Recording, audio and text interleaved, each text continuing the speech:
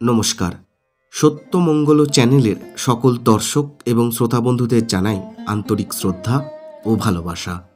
আজ আমরা এই ভিডিওর মাধ্যমে একটি গুরুত্বপূর্ণ বিষয়ের উপর আলোচনা করব।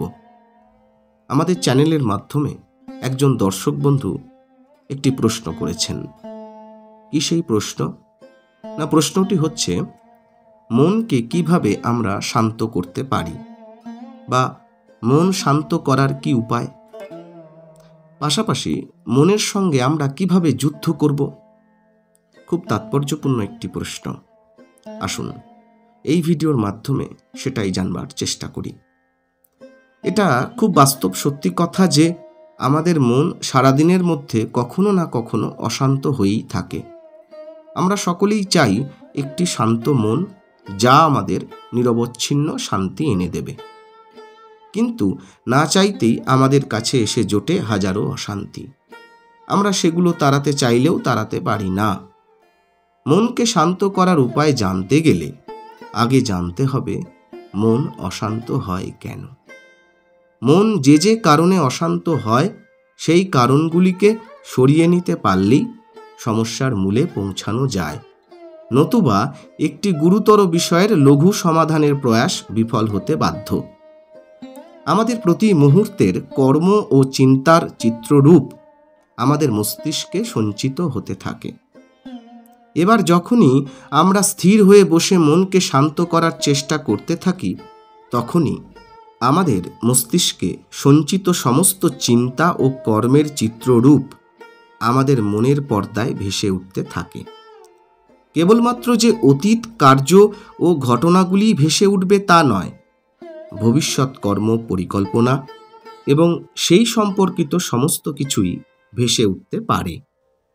ধরুন, সারাটা দিনের শেষে ঘরে ফিরে মনকে শান্ত করার চেষ্টায় চোখ বন্ধ করে বসলেন, আর তখনই মন ছুটতে শুরু করল সকালে বাজারে ঘটে যাওয়া কোনো ঘটনায়, বা অফিসের বসের সঙ্গে ঝামেলায়, বা বন্ধু বান্ধবদের তির্যক মন্তব্যে, অথবা ভবিষ্যতের ভাবনায়, যেমন ছেলের রেজাল্ট, মেয়ের বিয়ে, লোনের ইএমআই, এসব কিছুতে। এতে আশ্চর্য হওয়ার কিছু নেই। কিন্তু এরকম হতে থাকলে আপনার মন শান্ত হবে না। তাহলে উপায় কি?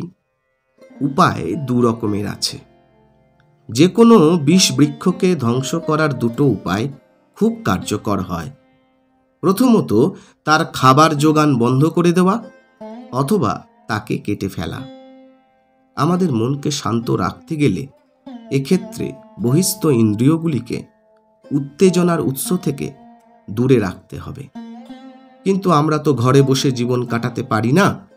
তাই সর্বান্তকরণে চেষ্টা করতে হবে খারাপ দৃশ্য দেখব না, খারাপ কিছু শুনব না, বাজে কথা বা কটূক্তি করব না, যাতে এই ঘটনাগুলো পুনরায় স্মৃতির মাধ্যমে ফিরে এসে মনকে বিচলিত করে।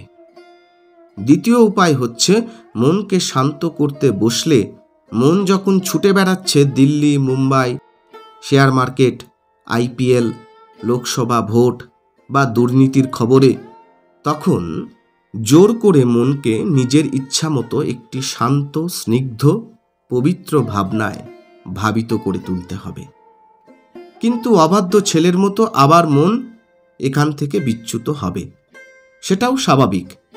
কিন্তু হতাশ হলে চলবে না।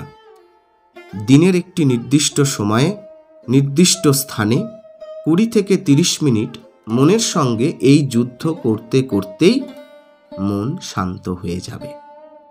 অবশ্য এসবগুলি তাদের জন্য যারা ঈশ্বর বিশ্বাসী নন বা দীক্ষা পর্যন্ত নেননি।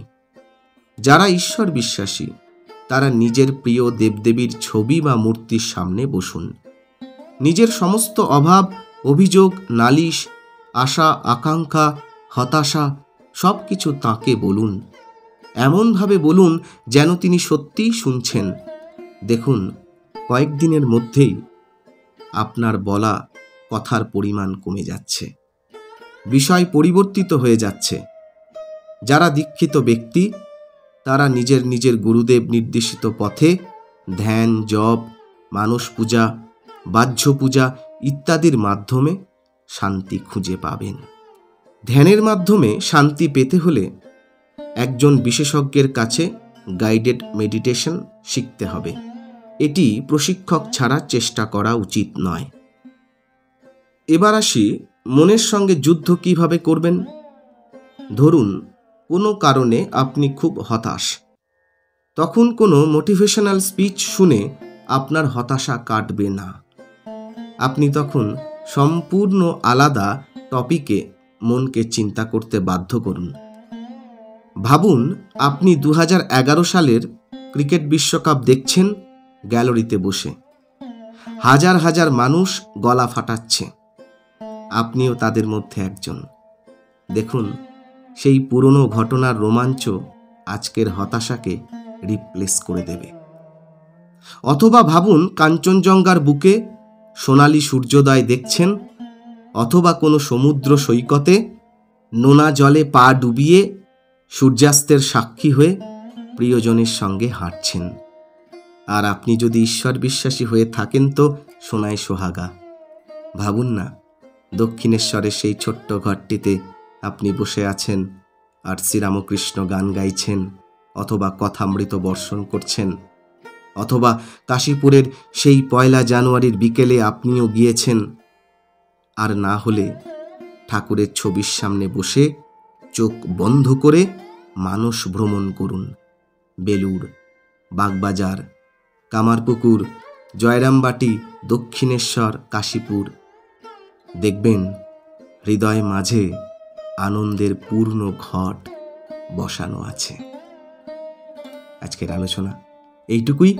আশা করছি আজকের এই আলোচনাটি আপনাদের খুব উপকারে আসবে। আর সত্যিই যদি উপকারে আসে তাহলে প্রতিদিনের মতো ভিডিওটিতে একটি লাইক, শেয়ার, কমেন্ট ও চ্যানেলে যারা নতুন এসেছেন তারা চ্যানেলটিকে সাবস্ক্রাইব করে সত্যমঙ্গল চ্যানেলের পাশে থাকবেন। ধন্যবাদ।